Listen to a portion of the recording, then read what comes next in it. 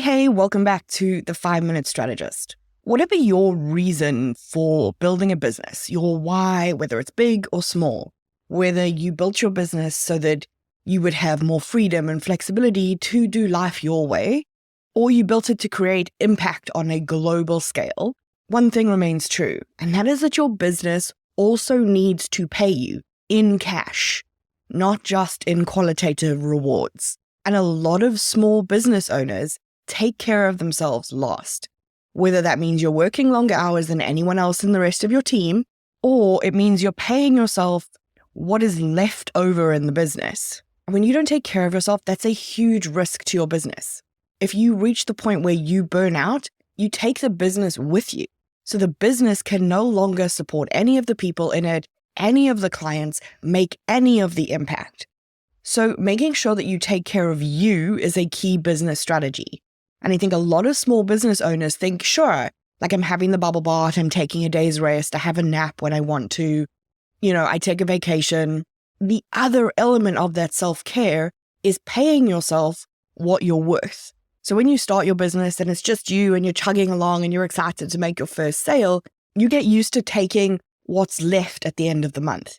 And this is how startups work, right? You're not going to get paid a huge amount of money out of the gate. But in the long run, there are some major downsides that come with that. And you are long past that stage. So when you allow yourself to be underpaid so that you can reinvest in the business or pay your team or any number of really worthy intentions, it can lead to financial strain for you. And if you're constantly worried about your personal finances, your ability to think about how to be strategic in your business and how to lead your team as the best leader you can be is going to suffer. So you need to find a way that you can balance paying yourself fairly with reinvesting in your business. Both of those are required for sustainable growth. I think you've got the reinvesting in your business on lock, so I want to push you to think about whether or not you're paying yourself fairly right now. And I want you to take a step back and think of this as you, the owner, paying you, the CEO. So I want you to imagine like you're two people, right? So you, the owner, is setting the compensation for the CEO.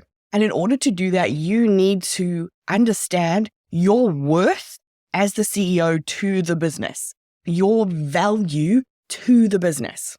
So take a step back, think about what are the things in the business that only you can do. Think about how much experience you bring. Think about the leadership qualities that you have or that you've developed. Think about what your role entails, like making strategic decisions, planning for growth, managing risk, motivating your team. Everything in your role is critical to the business's success.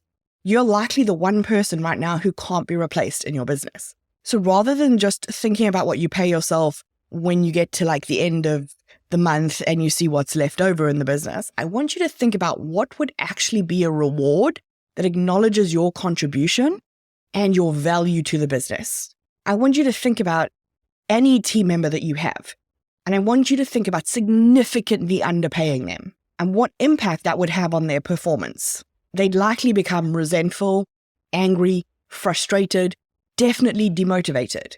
Why would anyone go the extra mile when that effort isn't recognized?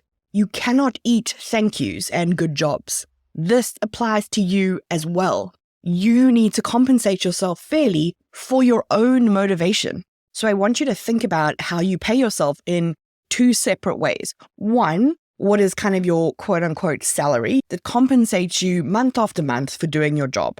And then you can add these bonuses that are like, when I achieve this milestone, then I'll pay myself like an extra bonus of X amount. That's motivating for you.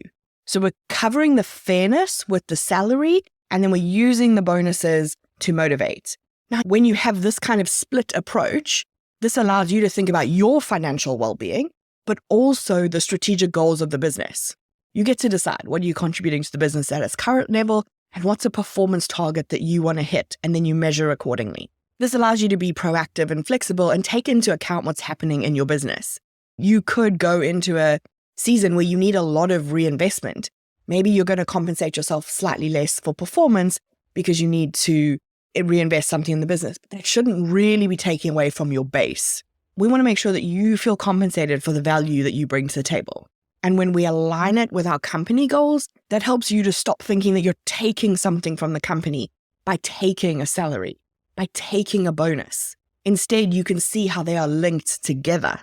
Because as I said at the beginning, if you don't pay yourself enough and you start to feel resentful and demotivated, you don't show up as the best leader, the business is going to fail.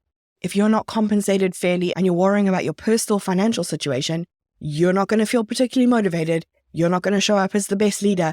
The business is going to suffer. Making sure that you are compensated for the value that you bring to the business is a key long-term business strategy. So are you currently paying yourself what feels fair and motivating, or are you just settling for the leftovers?